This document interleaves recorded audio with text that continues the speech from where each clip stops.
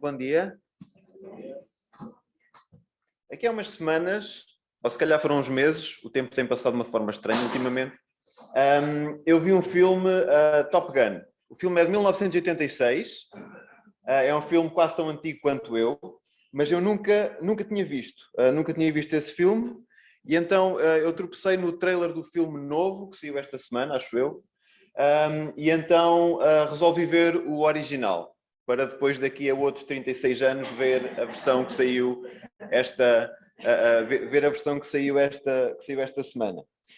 E eu confesso que quando fui ver o filme, eu tinha a expectativa relativamente alta, mas ao mesmo tempo estava a tentar como que balizar a expectativa, porque, enfim, são 36 anos ou 34 anos que o filme tem, já não sei, quase a minha idade, e então alguma coisa com a minha idade nós temos que nivelar bem a expectativa, não é? Eu vi o filme e tentei que, ok, o filme tem esta idade, mas ao mesmo tempo é um blockbuster, um filme que teve um enorme sucesso, e no final do filme fica com aquela sensação de agridoce, tipo, isto é bom, ok, é de 86, o filme é bom, mas ao mesmo tempo eu contava que certas cenas, especialmente coisas de ação, porque enfim tem aviões e coisas, pensava que iam ser mais fixe, pensava que ia gostar mais, e a própria história eu pensava que ia ser mais envolvente, sei lá, mais complexa. E este meu problema com o filme Top Gun é um pouco o problema que cada um de nós tem com expectativas. Isto acontece cada vez que nós temos expectativas. Quando nós temos expectativas relativamente a alguma coisa, o que quer que seja, aquilo que pode acontecer, ou aquilo que irá acontecer quase certeza, é que nos sujeitamos a ficar desapontados, ou surpreendidos, ou então com este agridoce de ok, foi bem, mas também podia ter sido melhor, não foi tão mal como quando se calhar podia ser. E com expectativas isto acontece sempre. Vamos abrir as nossas Bíblias em Mateus, no capítulo 8.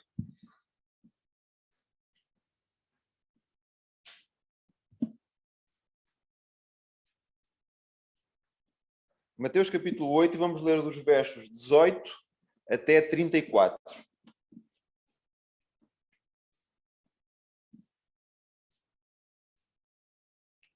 Então, Mateus capítulo 8, versos 18 a 34. Quando Jesus viu ao seu redor uma grande multidão, ordenou que passassem para o outro lado do lago. Então o mestre da lei aproximou-se dele e disse: Mestre, onde quer que fores, eu te seguirei. Respondeu-lhe Jesus: As raposas têm tocas e as aves do céu têm ninhos, mas o Filho do Homem não tem onde descansar a cabeça. E outro dos seus discípulos lhe disse: Senhor, deixe-me ir primeiro sepultar meu pai. Jesus, porém, lhe disse: Segue-me e deixa para os mortos sepultar os seus próprios mortos. Ao entrar no barco, seus discípulos o seguiram. De repente levantou-se no mar uma grande tempestade, de forma que as ondas inundavam o barco. Jesus, porém, dormia. Os seus discípulos aproximaram-se e o acordaram, dizendo: Senhor, salva-nos, vamos morrer. Ele lhes disse: Por que temeis, homens de pequena fé? Então levantou-se, repreendeu os ventos e o mar, e fez-se grande calmaria. Aqueles homens se admiraram, dizendo: Quem é este homem a quem até os ventos e o mar obedecem? Quando chegaram ao outro lado, à terra dos Gadarenos, saíram-lhe ao encontro dois endemoninhados vindos dos sepulcros. Eram tão violentos que ninguém podia passar por aquele caminho. De repente gritaram: Que temos nós contigo, Jesus, Filho de Deus? Vieste aqui atormentar-nos antes do tempo? Ora, andava pastando, não distante deles, uma manada de porcos. Os demónios rogavam, dizendo: Se nos expulsas, permite-nos que entremos naquela manada de porcos. Ele lhes disse: Ide. E saindo eles, entraram nos porcos, os quais se lançaram ao mar por um despenhadeiro e morreram afogados. Os que cuidavam dos porcos fugiram, e chegando à cidade, divulgaram tudo o que acontecera aos endemoninhados. Então toda a cidade saiu ao encontro de Jesus, e vendo-o, rogaram que saísse da terra deles. Então Jesus saiu do monte, depois do Sermão do Monte, e apresentou-se como o Messias que serve. Foi a passagem que vimos na semana passada. Isto é como que uma premissa para aquilo que acontece a seguir, para aquilo que acontece nesta passagem aqui.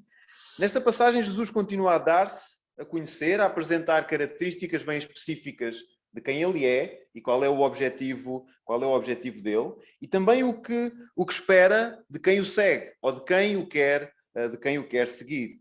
Esta apresentação de Jesus mexeu com as expectativas das pessoas. Aliás, Jesus sempre teve essa característica. Jesus sempre mexeu com as expectativas daqueles que se cruzaram com ele. Ele ainda faz isso nos dias de hoje. Mas nesta passagem nós encontramos quem fique desapontado, encontramos quem fique surpreendido e encontramos quem fique muito chateado com Jesus, com aquilo que Jesus fez.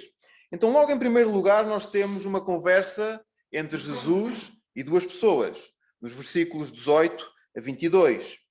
Quando Jesus viu ao seu redor uma grande multidão, ordenou que passassem para o outro lado do lago. Então o mestre da lei aproximou-se dele e disse: Mestre, onde quer que fores, eu te seguirei. Respondeu-lhe Jesus: As raposas têm tocas e as aves do céu têm ninhos, mas o Filho do Homem não tem onde descansar a cabeça.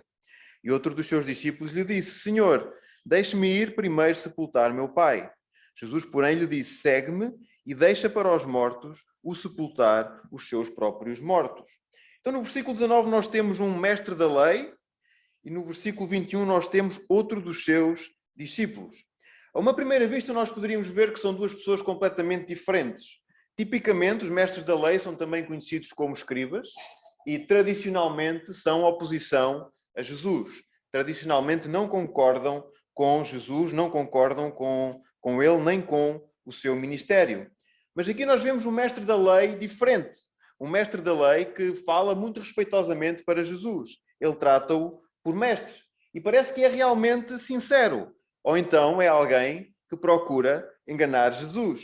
No versículo 21, quando nós temos referência a outra pessoa como outro dos seus discípulos, parece também de alguma forma indicar que este primeiro mestre da lei, este primeiro escriba, estava no mesmo patamar de igualdade que esta segunda pessoa, que este outro dos seus discípulos. Portanto, se calhar, de certa forma, em termos de seguir a Jesus, em termos daquilo que acreditavam, em termos daquilo que eram e que representavam, são se calhar duas pessoas mais iguais do que aquilo que à primeira vista pode parecer. E mais igual é porque eles dizem também coisas bastante parecidas. Eles, no fundo, dizem a mesma coisa. Eles querem dizer a mesma coisa. Eles têm o mesmo objetivo quando se chegam a Jesus. Eles mostram o claro objetivo, o claro desejo de seguir a Jesus. Se calhar a grande diferença é que o mestre da lei é mais direto, mais rápido naquilo que diz. Eu vou largar tudo para te seguir, Jesus, enquanto que o outro discípulo é um bocadinho mais cauteloso. Se calhar um bocadinho mais lento, se calhar tem um bocadinho mais de calma. Mas aquilo a que eles se desafiaram a fazer é, na sua essência, a mesma coisa. Seguir a Jesus. Ambos se propõem a seguir a Jesus. E a resposta que têm também é essencialmente a mesma. De certa forma, Jesus recusa os dois. De certa forma, Jesus olha para esta proposta de cada um destes homens e afasta-se deles e coloca-os, de certa forma, de parte.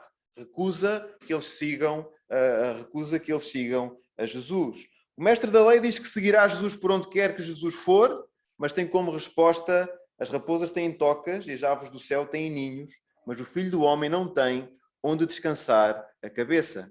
Isto diz bastante sobre o facto de Jesus não ter casa própria. Se calhar não era algo que era assim tão relevante, mas faz alguma referência à vida humilde com que Jesus vivia. Jesus não tinha a sua casa própria. Provavelmente nunca teve problemas de alojamento em lado nenhum, mas Jesus não tinha a sua casa própria. Mais do que Jesus ter uma vida humilde, em termos financeiros, talvez, se calhar até uma vida mais pobre, se calhar até uma vida pobre mesmo para aquilo que era a realidade da sociedade naquela altura, Jesus não tinha uma casa própria, não tinha teto para ter em cima da sua cabeça. Mas ainda assim a resposta de Jesus tem o seu quê de interessante. Porque é que Jesus respondeu desta forma a alguém que diz que larga tudo e irá seguir a Jesus? Porque é que Jesus faz uma referência ao facto de não ter teto em cima da sua cabeça quando alguém diz que eu vou largar tudo para te seguir? O mais provável, ou uma das possibilidades, é que Jesus olhou para aquele mestre da lei que estava a falar com ele e, de alguma forma, pressentiu que ele não era genuíno. Isso pode ter acontecido. Jesus pode ter olhado para aquela pessoa e ter percebido que, se calhar, esta pessoa autodesafiou-se a seguir a Jesus, porque até contava com alguns benefícios nesse sentido. A seguir a Jesus seria algo interessante, seria algo relevante. Então, por isso é que esta pessoa foi fazer isso. Mas Jesus, conhecendo se calhar o coração daquela pessoa, olhou e disse: olha, eu não tenho casa própria. Portanto, se me queres seguir com aquele intuito de vir a ter algum benefício até material, se calhar tens que mudar de ideias. Se calhar tens que escolher outro ramo, se calhar tens que escolher outra carreira. E então aquilo que Jesus diz foi claramente no sentido de confirmar que aqueles que seguem Jesus têm que o seguir genuinamente. Não o podem seguir por ter um outro interesse, qualquer. Até porque se com esta resposta aquele mestre da lei tivesse continuado a conversa, isso quase certeza que estaria registado, e haveria ali algum contra-argumentar e provavelmente a conversa iria ser mais tensa, iria se estender mais, mas não, a conversa termina aqui. Jesus diz: eu não tenho casa própria. E isso foi suficiente para aquele mestre da lei parar com aquela sua vontade, com aquele desafio que ele tinha de seguir a Jesus. Então, Jesus afirma: seguir a Jesus é por seguir a Jesus e não é por benefícios materiais que possam vir daí. Sobre o outro discípulo, há, se calhar, duas formas de olhar para qual seria o objetivo dele quando diz: Senhor, deixa-me primeiro ir sepultar o meu pai. Então, o primeiro, se calhar, é o mais claro, que é, provavelmente, o pai dele teria falecido há pouco tempo e então ele queria, de alguma forma, processar o luto antes de seguir Jesus, antes de iniciar uma carreira a seguir a Jesus.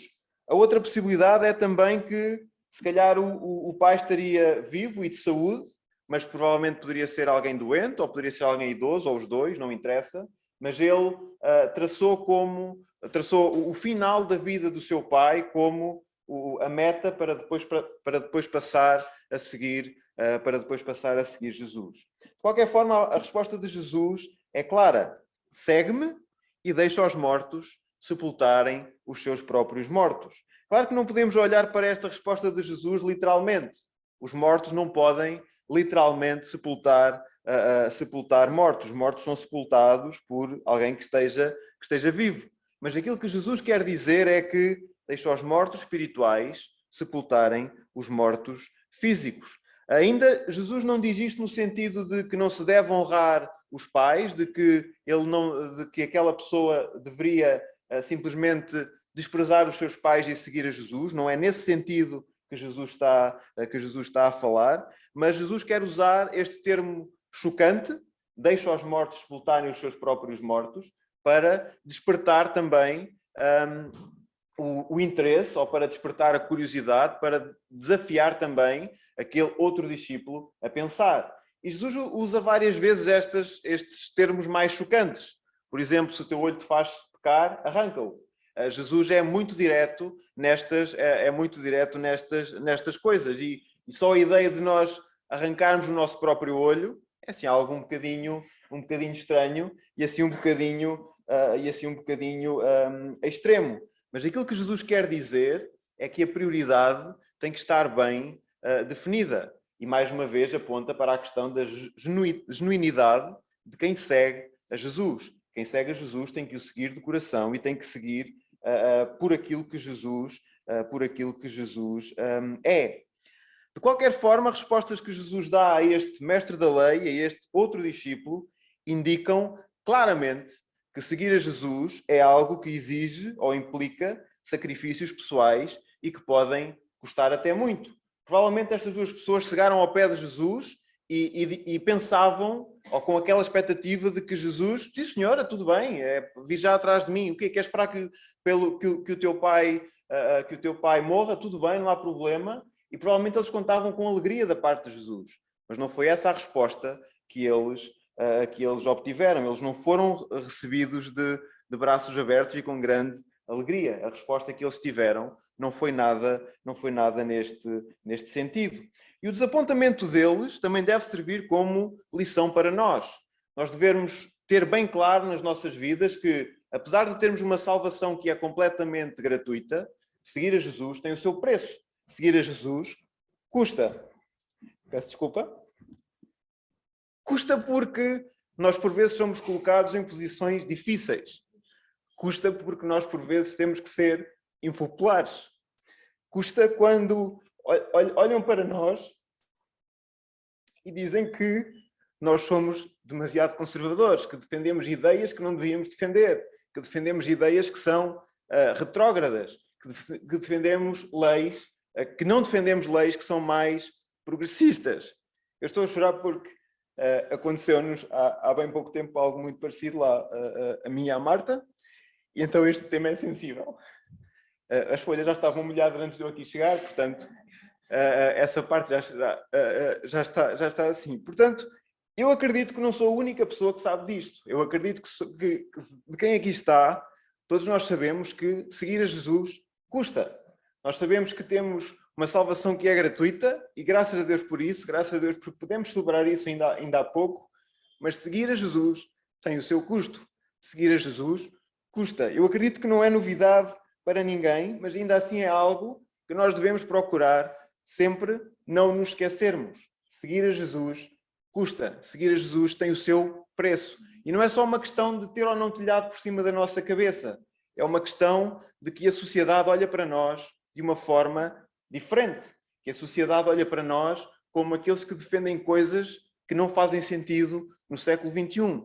A questão é que fazem. Porque o padrão moral da Bíblia não muda. E Deus não muda. E aquilo que Deus estabeleceu que era o certo, continua a ser o certo nos dias de hoje. E não há 40 ou 400 anos a passar que possam fazer mudar isso. Então o primeiro ponto acerca da nossa passagem é que, apesar da salvação ser gratuita, seguir a Jesus custa. Seguir a Jesus tem o seu preço. E nós temos que estar dispostos a isso. Temos que estar dispostos a pagar esse preço por mais ou por menos que custe. Vai-nos ser cobrado e nós vamos ter que pagar esse preço. Depois a passagem muda e nós temos a descrição de um milagre. Para mim, pessoalmente, é dos milagres mais incríveis que eu acho que Jesus fez. Jesus fez muita coisa incrível, muita coisa estrondosa, mas o Jesus acalmar uma tempestade, para mim, é aquele que mais me parte a cabeça, se calhar. Porque é Jesus olhar para uma tempestade e acalmá-la. E a tempestade, depois, coitada, cumpre aquilo que lhe é ordenado. Então, nos versículos 23 até 27, nós temos: ao entrar no barco, os seus discípulos o seguiram.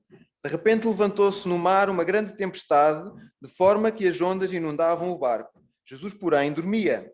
Os seus discípulos aproximaram-se e o acordaram, dizendo: Senhor, salva-nos, vamos morrer.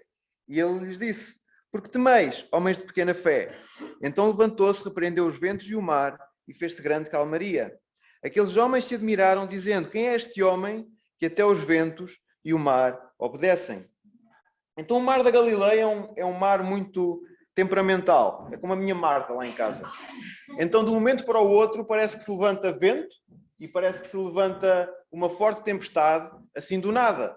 Então é um mar que vai muito calmo e de um momento para o outro agita-se, de um momento para o outro muda, e muda muito radicalmente. E isso é relativamente normal naquele mar, é relativamente normal naquela zona, acontece muito, e inclusive, aparentemente, acontece também nos dias de hoje. As condições atmosféricas mudam muito rapidamente e gera-se uma tempestade muito rapidamente também naquele mar. O que já não é normal em zona nenhuma do mundo é a tempestade desaparecer somente porque alguém a repreende. Imaginem que alguém se levanta, olha para a tempestade e diz: está quieta, senão ficas de castigo. Isto é o tipo de coisa que não resulta com os nossos filhos sequer. Como é que vai funcionar com uma tempestade?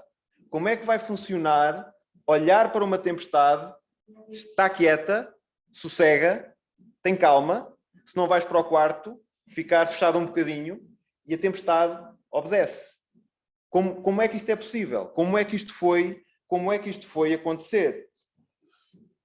É possível porque foi Deus que disse. Foi Deus que repreendeu a tempestade. Foi Deus que olhou para a tempestade e diz: está quieta, sossega. E isso não acontece connosco, porque na realidade nós não temos grande poder assim sobre grande coisa.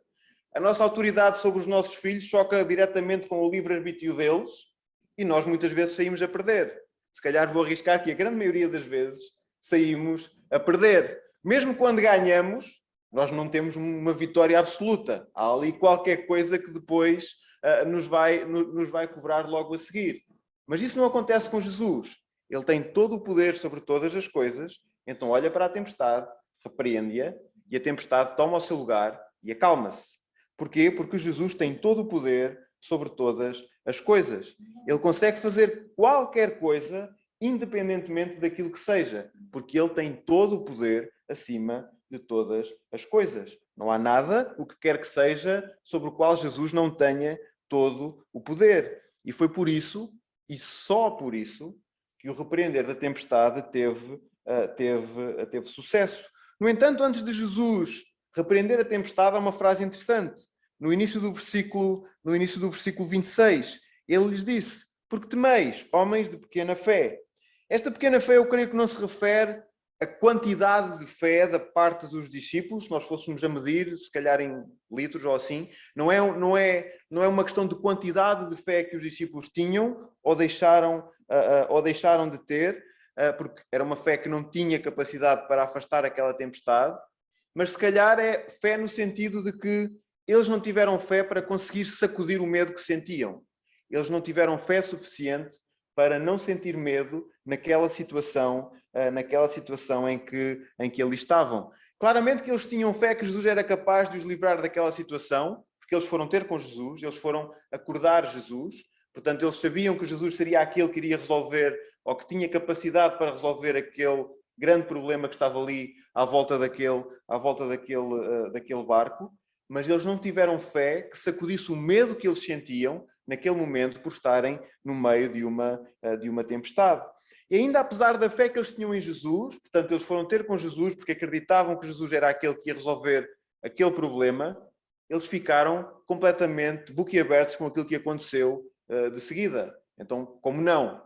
Cala a tempestade e a tempestade acalma. Então, a fé que aqueles discípulos tinham não os livrou do medo, mas eles tinham fé em Jesus e foi por isso que os chamaram, mas eles ficaram completamente espantados depois com a resposta da parte de Jesus. Eu não faço ideia do que é que eles esperavam, mas provavelmente ninguém esperaria que Jesus simplesmente repreendesse a tempestade e ela parasse. Eles claramente tinham uma expectativa, se calhar, muito mais baixa do que aquilo que depois veio a acontecer. Isto por vezes acontece nas nossas vidas. Nós temos situações algo complicadas, algo difíceis, nós oramos e a forma como Deus trabalha a nossa situação vai completamente a milha extra daquilo que nós contamos, daquilo que nós esperamos. A forma como Jesus resolve coisas, naquele seu tabuleiro de xadrez que sabe todas as jogadas que vão acontecer, é também surpreendente para nós.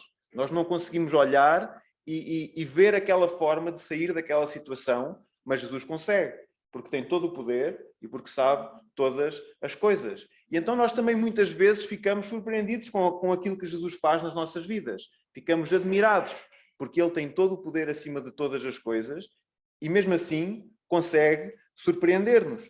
Isto é muito porque nós, apesar de nós dizermos todo o poder, nós não sabemos minimamente o que é que isto quer dizer. Como nós lá estamos no nosso canto, nós temos muito pouco poder, muito pouco controle sobre o que quer que seja, na realidade. E então nós sabemos o que quer dizer todo o poder, mas nós, a nossa cabeça, não consegue alcançar o que é isto. Não consegue alcançar o que é simplesmente fazer ou ter capacidade de fazer o que quer que seja a qualquer altura. E foi isso que aconteceu também com os discípulos nesta situação. Eles acompanharam Jesus sempre até este ponto, eles sabiam exatamente aquilo que ele fazia e como fazia, e mesmo assim surpreenderam-se pela forma como Jesus respondeu nesta situação em específico. E isto provavelmente porque eles olharam também para aquilo que Jesus foi fazendo, e isso foi indicando de certa forma aquilo que Jesus era capaz de fazer, e eles olharam para isto e não olharam para quem Jesus é. Deus Todo-Poderoso, Filho de Deus, que tem poder sobre todas as coisas. E se os discípulos realmente soubessem quem Jesus é, eles provavelmente iriam ter fé suficiente para sacudir o medo que tinham daquela tempestade e não ficariam tão surpreendidos assim quando Jesus olhasse para a tempestade e a repreendesse e ela acalmasse. Isto é também uma lição para nós. Deus, Todo-Poderoso, acima de todas as coisas, está connosco, mas nós devemos segui-lo por aquilo que Ele é, não por aquilo que Ele faz. Nós devemos segui-lo porque Ele é o Senhor de todas as coisas e é isso que Ele é. E nós não o devemos seguir simplesmente por isto ou por aquilo que Ele faz, ou por isto ou por aquilo que acreditamos que Ele tem capacidade de fazer. Jesus será sempre melhor, será sempre superior a qualquer medo que nós tenhamos, a qualquer situação mais fácil ou mais difícil que nós tenhamos nas nossas vidas. Mas nós devemos centrar o nosso seguir a Jesus naquilo que Jesus é e não naquilo que Ele já fez ou naquilo que Ele pode fazer. Ele faz o que faz por causa de quem Ele é. E é para aí que nós devemos apontar. É precisamente para esse ponto que nós devemos apontar. Então devemos procurar conhecer melhor Jesus, conhecer melhor quem Ele é, procurar na sua palavra conhecê-lo mais, conhecê-lo cada vez melhor, depositar nele a nossa fé para crescermos e sermos também mais fortes assim. Aquilo que Jesus fez surpreendeu aquelas pessoas que estavam com Ele, aquelas pessoas que estavam fisicamente com Ele. Nós não estamos fisicamente com Jesus ao pé de nós em carne e osso, e Ele tem esta capacidade também de nos surpreender. Mas é, de certa forma, estranho e ao mesmo tempo compreensível que aqueles que estivessem ao pé de Jesus falharam completamente em perceber aquilo que Jesus podia fazer. Eles viram-no em carne e osso. Dito isto, eu não estou a criticar os discípulos. Eu estou a dizer que, se calhar, na mesma situação, se nós fôssemos discípulos, nós fazíamos exatamente a mesma coisa, exatamente da mesma forma. Mas aquilo que eu quero dizer é que, transpondo para os dias de hoje, será mais fácil para nós falharmos quem Jesus é, porque Ele não está em carne e osso ao nosso lado. E então nós temos que procurar conhecer mais Jesus. Temos que procurar conhecer quem Jesus é e segui-lo por quem Ele é. Porque se já no tempo dos discípulos era difícil e Jesus existia em carne e osso, hoje em dia será mais complicado. Então nós temos que procurar cultivar-nos e conhecer cada vez mais e cada vez melhor Jesus. Este Deus todo-poderoso acima de todas as coisas, que consegue acalmar uma tempestade somente pela repreensão. E Jesus foi maravilhoso e poderoso naquele tempo e continua a ser maravilhoso e poderoso hoje. É exatamente o mesmo Jesus. Ele teve o poder de acalmar a tempestade naquele tempo, ele teria o poder de acalmar qualquer tempestade nos dias de hoje. Então, que nós procuremos conhecê-lo cada vez mais e que possamos fortalecer a nossa fé nele, por aquilo que ele é e não somente por aquilo que ele faz. Então, num resumo até aqui, ponto 1, seguir a Jesus custa, apesar da salvação ser algo que é gratuito. E ponto 2, Jesus é mais maravilhoso e poderoso do que até aqueles que estavam perto dele pensavam, do que até aqueles que o acompanharam bem de perto pensavam. Então que nós procuremos seguir Jesus e conhecer Jesus por quem Ele é, e não somente por aquilo ou por o que quer que seja que ele faz ou que ele ainda vai fazer. Finalmente, a última parte da nossa passagem, versículos 28 a 34. Quando chegaram ao outro lado, à terra dos Gadarenos, saíram-lhe ao encontro 2 endemoninhados, vindos dos sepulcros. Eram tão violentos que ninguém podia passar por aquele caminho. De repente gritaram: "Que temos nós contigo, Jesus, Filho de Deus? Vieste aqui atormentar-nos antes do tempo?" Ora, andava pastando não distante deles uma manada de porcos. Os demónios rogavam, dizendo: "Se nos expulsas, permite-nos que entremos naquela manada de porcos." Ele lhes disse: "Ide." E saindo eles, entraram nos porcos, os quais se lançaram ao mar por um despenhadeiro e morreram afogados. Os que cuidavam dos porcos fugiram e, chegando à cidade, divulgaram tudo o que acontecera aos endemoninhados. Então toda a cidade saiu ao encontro de Jesus e, vendo-o, rogaram que saísse da terra deles. Então Jesus liberta 2 endemoninhados. Numa escala de milagres, se tentássemos classificar aquilo que é humanamente mais difícil, claramente que acalmar uma tempestade iria ganhar, porque é mais difícil acalmar uma tempestade do que libertar 2 endemoninhados. Ainda assim, é mais uma demonstração de poder da parte de Jesus. O objetivo central da passagem, em particular desta parte, também não me parece ser sobre demónios, sobre aquilo que eles geram, ou sobre aquilo que eles são, ou sobre aquilo que eles representam. Nem me parece que o objetivo final em si mesmo para Jesus aqui fosse simplesmente libertar aqueles endemoninhados. Ainda assim acabam por ser personagens importantes dentro desta passagem. Então, falando um pouco sobre demónios, eles existem. Há aquela questão de que se existem ou não, muitas vezes há pessoas que dizem que não existem, que isto são tudo coisas estranhas. A realidade é que eles existem. Eles existem e eles fazem estragos. É essa a missão deles, destruir, estragar. É só isso que eles fazem. Talvez as suas manifestações tivessem sido mais perceptíveis no passado. Alguns irmãos de mais idade contam histórias nos anos, se calhar, 60, 50, por aí, de que aconteciam manifestações de demónios dentro das nossas igrejas. Ultimamente isso já não tem acontecido tanto. Eu, nos meus 37 anos, sim, estou velho, não tenho ideia nenhuma disso ter acontecido. No entanto, eles existem e eles continuam a existir. Eles têm que ocupar uma forma física qualquer para se manifestarem. Por isso é que eles ocupavam aqueles dois endemoninhados e, ao saírem deles, passaram para os porcos, porque eles têm que tomar uma forma física. E também, pelo desfecho da passagem, fica clara que a missão dos demónios é mesmo destruir. Quando estavam nas duas pessoas, eles tornaram essas pessoas tão violentas que ninguém se podia cruzar com eles, ninguém podia passar naquele caminho. Quando passaram para os porcos, eles destruíram os porcos, lançando-os no precipício. Também, por curiosidade, fica aquela questão de que quantos demónios estariam em duas pessoas para ocuparem uma vara de porcos? Nós não temos, pelo menos aqui, o número de porcos que eram, mas fica, sei lá, aquela questão mais matemática. Quantos demónios não estariam em duas pessoas para ocuparem uma vara de porcos completa que depois se precipitou naquele precipício? Mas eles existem e têm a missão de destruir. Apesar disso, eles sabem bem o seu lugar. No versículo 29, de repente gritaram: que temos nós contigo, Jesus, Filho de Deus? Vieste aqui atormentar-nos antes do tempo?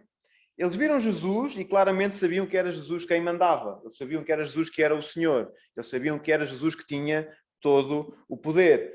E a forma como eles olham para Jesus, nota-se aquele desafio, mas nota-se também reverência. Eles sabiam claramente quem é que tinha o poder naquela situação. Eles ficaram assustados, preocupados com a presença de Jesus, porque sabiam quem Jesus era, sabiam aquilo que Jesus podia fazer. E o facto de ser Jesus a ter todo o poder fica claro nos versículos a seguir, versos 30 a 32.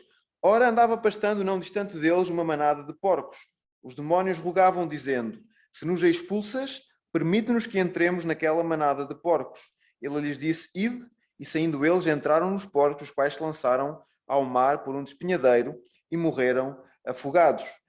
Eles rogavam a Jesus. Eles não falavam com Jesus como quem fala para um igual. Eles sentiam claramente que havia ali uma posição de hierarquia e Jesus estava no topo. Jesus é que mandava. Jesus é que podia, é que tinha todo o poder para decidir qual era o desfecho daquela situação que estavam a viver ali. Para os demónios ficou claro que Jesus iria resolver o problema deles estarem a ocupar aquelas duas pessoas que eram extremamente violentas e impediam que mais pessoas pudessem passar naquele lugar. Então os demónios existem, têm algum poder, têm a missão clara de destruir, mas eles só podem agir dentro daquilo que Jesus permite. Isso fica tudo claro com esta passagem. De qualquer forma, o que há a destacar aqui é a atitude do próprio Jesus. Mais do que o poder que ele apresentou, a atitude que Jesus teve, a preocupação que Jesus teve. Qual foi o objetivo de Jesus? Nos versículos 33 e 34, os que cuidavam dos porcos fugiram e, chegando à cidade, divulgaram tudo o que acontecera aos endemoninhados. Então toda a cidade saiu ao encontro de Jesus e, vendo-o, rogaram que saísse da terra deles. Ora, toda esta situação aconteceu numa zona ocupada por gentios. Os judeus não podiam, nem podem, consumir carne de porco. À luz do Velho Testamento, a lei do Velho Testamento é considerado um animal imundo, então eles não podiam consumir a carne de porco. Assim, dado que isto aconteceu numa zona mais ocupada por gentios, vamos considerar que eram mesmo gentios que estavam a cultivar, pastorear, não sei qual é o termo, aqueles porcos. Portanto, eram essas pessoas que queriam, de alguma forma, negociar com aqueles porcos.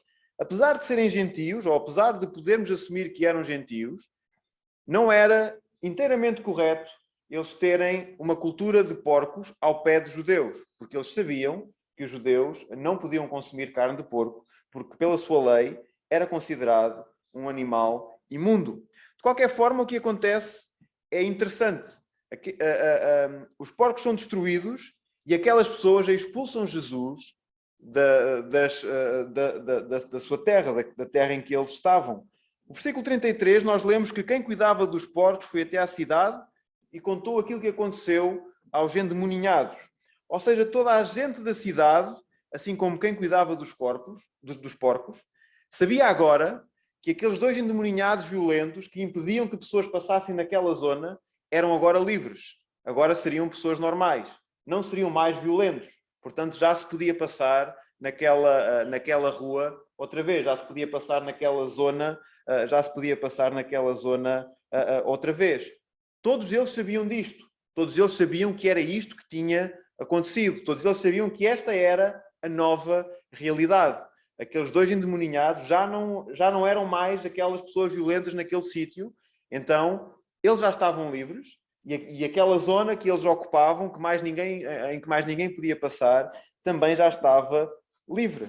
Então, liberdade para os endemoninhados, liberdade para aquela população, daqueles endemoninhados também, tudo isto ao custo de uma vara de porcos.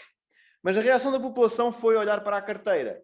A população olhou e viu que tinham perdido, aqueles porcos tinham perdido aquele rendimento, tinham perdido aquela possibilidade de terem algum lucro daquela cultura, lá está, falta uma palavra, daquela cultura que estavam a fazer. Eles viram que 2 endemoninhados estavam livres, o que é bom. Viram também reaberta uma área que eles de antes não podiam visitar, que eles de antes não podiam cruzar, de antes não podiam passar por ali, o que também é bom, mas decidiram olhar para o prejuízo em termos de negócio, porque perderam os porcos, perderam ali uma fonte de rendimento. Na balança deles, eles viram que os porcos são mais importantes do que pessoas. Percebemos que há algum egoísmo por trás desta atitude, mas também, se calhar, humanamente falando, não é assim tão difícil perceber porque é que pensaram desta forma, porque 2 endemoninhados, desde que não fossem eles, se calhar estava tudo bem, e se calhar com o tempo foram-se habituando que aquela zona que não podiam passar, se calhar não fazia tanta falta assim. Se calhar dava-se uma volta um pouco maior e consegue-se ir ao destino na mesma, sem passar por aquela zona onde estão aqueles endemoninhados mais violentos. No entanto, o lucro pelos porcos é algo que é sempre interessante, porque, a bem ver, a carteira nunca tem limite máximo de dinheiro que pode receber. E isto contrasta muito com aquilo que Jesus fez. Jesus podia simplesmente ter olhado para aqueles endemoninhados, querer libertá-los dos demónios que os ocupavam e deixar os demónios assim. Jesus expulsava os demónios e eles ficavam no ar. Como os demónios têm que ocupar algo físico, portanto, depois os demónios ficavam à espera que Jesus saísse. Quando Jesus saísse, eles faziam aquilo que eles quisessem, porque aquele que manda já não estaria ali naquele sítio, então eles poderiam fazer aquilo que eles quisessem. Então eles poderiam, por iniciativa deles, ocupar os porcos, mas podiam também ocupar outras pessoas, podiam ocupar, se calhar, até as mesmas pessoas, se eles assim o quisessem. Mas Jesus claramente agiu no sentido de não deixar aqueles demónios livres. Jesus agiu no sentido de que esses demónios não voltassem a incomodar aquela população, não voltassem a incomodar aquele local. Então, ao livrar aqueles dois endemoninhados, Jesus diz para onde é, ou melhor, autoriza para onde é que os demónios poderiam ir. O que é que eles podiam fazer de seguida? Qual era o passo que eles poderiam dar? Isto diz-nos que a preocupação de Jesus é sempre com as pessoas. Foi esta preocupação que Jesus teve. Jesus não deixou as coisas ao acaso, não deixou as coisas mal resolvidas. Ele preocupou-se com aquela população, mas aquela população não quis saber. Aquela população não olhou para aquilo que Jesus fez como se Jesus estivesse preocupado com eles. Olhou para aquilo que Jesus fez como uma grande fonte de prejuízo, porque eles perderam aqueles porcos. A expectativa era que, se calhar, Jesus deixasse os endemoninhados na mesma, porque se calhar já estavam habituados, e então era só não ir para aquela zona e estava tudo bem. Eles eram violentos, mas se calhar dava para gerir com distância. E, enfim, são dois endemoninhados, olha, não há problema, o resto da população colocava-se à parte e estava de certa forma tudo bem.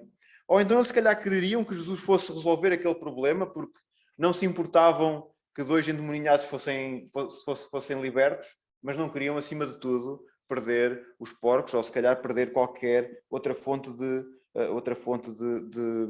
rendimento. Não foi isso que aconteceu e a expectativa deles foi um bocadinho ao lado e eles ficaram claramente chateados com a atitude de Jesus. Eles ficaram claramente chateados com aquilo que Jesus fez e então expulsaram Jesus das suas terras. Isto pode acontecer connosco porque nós podemos ver que Jesus permite algo nas nossas vidas, porque seguir a Jesus custa, e nós podemos falhar em perceber o que é que Jesus quer com isso nas nossas vidas. O que é que Jesus quer fazer com essa situação nas nossas vidas. Nós podemos olhar para aquilo que Jesus fez e perguntarmos porquê, porque é que aquilo está a acontecer e porque é que está a acontecer daquela forma, e falhamos em ver que Jesus realmente se preocupa connosco, que Jesus se preocupa com todas as pessoas e que há ali algo de bom a retirar. Há de haver ali algo de bom a retirar, mesmo que nós não o consigamos entender. E é muito normal nós não conseguimos entender aquilo que Jesus quer, pelo menos numa primeira fase. É como jogar xadrez com o maior chess master do mundo. Nós não conseguimos perceber aquilo que Jesus tem para nós, ou podemos não conseguir perceber, ou é normal se isso acontecer, porque nós não temos todo o poder para repreender uma tempestade. Nós olhamos para uma tempestade e, olha, esperamos que passe. E é assim que funciona. E como nós não temos esta percepção do que é todo o poder, nós não sabemos o que é, não conseguiríamos gerir se soubéssemos o que é, e então nós falhamos em perceber aquilo que Jesus tem para nós, aquilo que Jesus tem para nos dizer, falhamos em perceber aquilo que Jesus quer com uma situação mais difícil, menos fácil, que coloque nas nossas vidas. E este é o terceiro ponto para a nossa passagem de hoje. Jesus preocupa-se sempre com as pessoas, está sempre preocupado connosco, mesmo que isso possa não parecer, mesmo que nós não consigamos entender que seja assim. Mas a preocupação de Jesus está lá. A preocupação de Jesus connosco é acima de todas as coisas. Então, resumindo os 3 pontos, seguir a Jesus custa, apesar da salvação ser de graça. Jesus é mais maravilhoso e mais poderoso do que até aqueles que estavam perto dele pensavam. E o terceiro ponto, Jesus preocupa-se sempre com as pessoas, ele está sempre preocupado connosco, mesmo que não pareça, mesmo que nós olhemos para a situação e pareça que de certa forma Jesus nos está a ignorar ou até a desprezar. Há algo de bom ali a acontecer, há algo de bom ali que nós não conseguimos entender. Então temos que continuar até entendermos. Então, expectativas. É de facto um assunto delicado, não é só para filmes de 86, mas para o resto da vida. Expectativas é algo que é complexo de gerir, é algo que é complicado, é algo que pode estragar uma experiência, porque nós podemos estar a contar com uma coisa que é muito boa, mas depois corre mal, ou pode dar-nos uma boa experiência, se for ao contrário. Ou pode simplesmente ser, podia ser melhor, podia ser pior, mas é assim que é. Na passagem de hoje nós vimos 2 homens que esperavam que Jesus se maravilhasse com a sua oferta para o seguir. Jesus desiludiu-os ao dizer que segui-lo tem um custo elevado, que seguir Jesus é algo que tem um preço que tem que ser pago. Depois vemos os discípulos completamente surpreendidos pela forma como Jesus lidou com aquela tempestade. Ficaram boquiabertos com aquilo que Jesus fez e com a forma como Jesus fez. E finalmente a população afetada pela perda dos porcos ficou claramente desapontada, ficou chateada. Jesus teve preocupação com aquelas pessoas, inclusive com essa população, e essas pessoas não quiseram saber. Essas pessoas olharam para aquilo que Jesus fez e viram isso como um prejuízo e então procuraram expulsar Jesus, mandaram Jesus embora. Estas foram só 3 situações em que as expectativas em torno de Jesus saíram ao lado. Jesus é, ou Jesus foi, Jesus é, esta pessoa que tem esta capacidade de ir um bocadinho fora das expectativas das pessoas. As pessoas contam que Jesus lhe resolva os problemas todos, as pessoas contam que Jesus não resolva problema nenhum. É isto que acontece. Então a expectativa em torno de Jesus é algo que varia muito. É algo que vai mudando.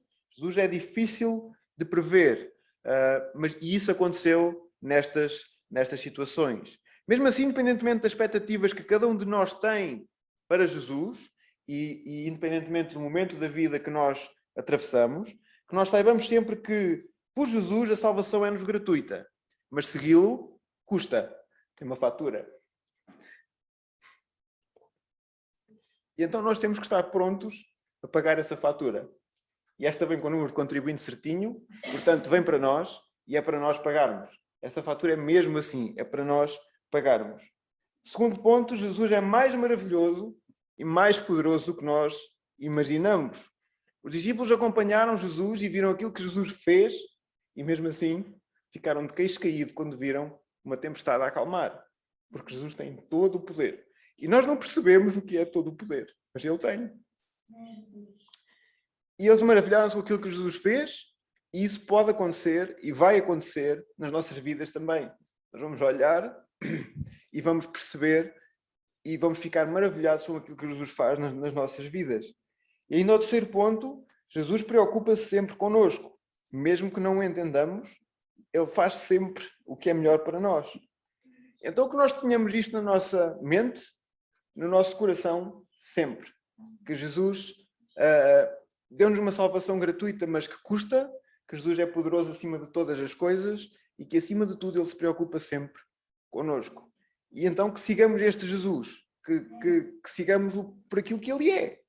Não só por aquilo que Ele faz, mas por aquilo que Ele é. Que o Senhor nos abençoe e a sua palavra.